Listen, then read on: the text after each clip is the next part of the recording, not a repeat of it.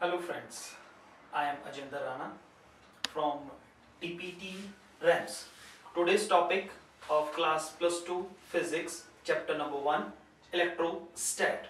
So the word electrostat means the electro plus stat.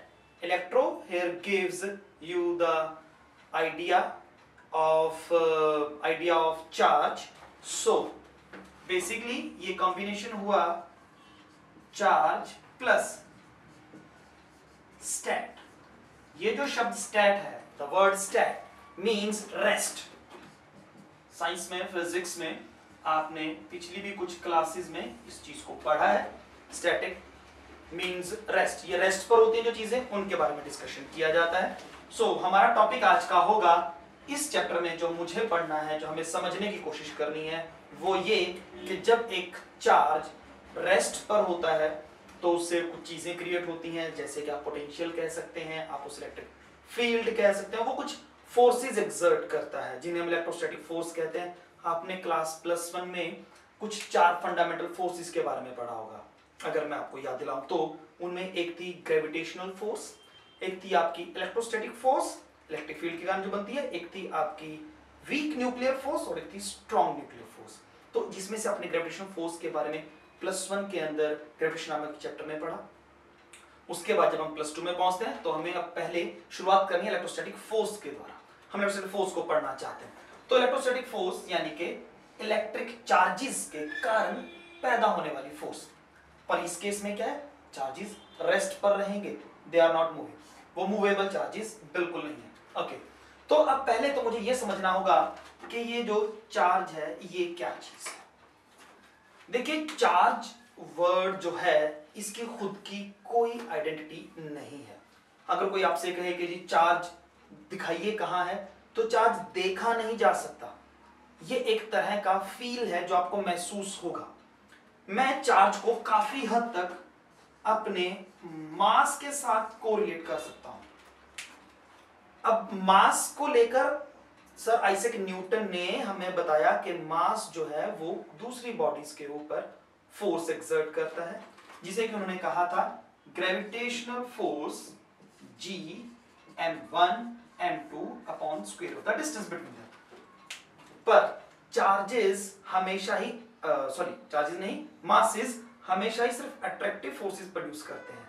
पर जब मैंने चार्जेस को देखा तो मैंने चार्जेस में एक चीज देखी, they can attract also repel। ये दोनों काम करते हैं।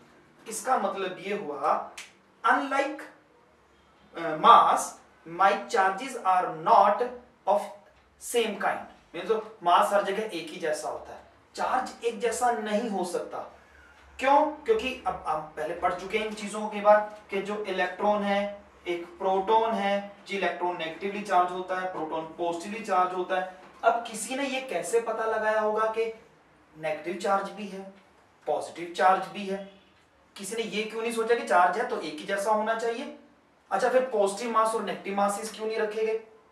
तो इसका मतलब ये हुआ कि जो चार्ज वर्ड है, इस वर्ड में खुद में कुछ ऐसी इन्फ्लुएंस करने की ताकत थी जो ये अलग तरीके से बिहेव कर रहा था। ये बिहेवियर कैसा था मैं तो आपको बताऊं। अगर तो हम ये समझते हैं प्रैक्टिकल में जो हमने देखा कुछ जगहों पर, सेम या फिर लाइक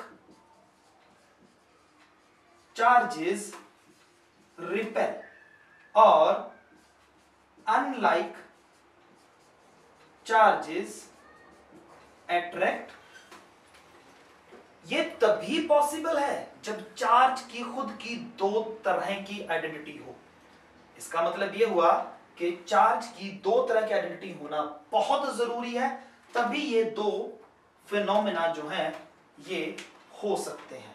अगर ये प्रूव होने हैं या होते हैं या हम होते हुए देखते हैं तो ये प्रूव हो जाता है कि चार्जेस जो हैं वो दो तरह के होंगे, एक पॉजिटिव होगा और एक नेगेटिव होगा।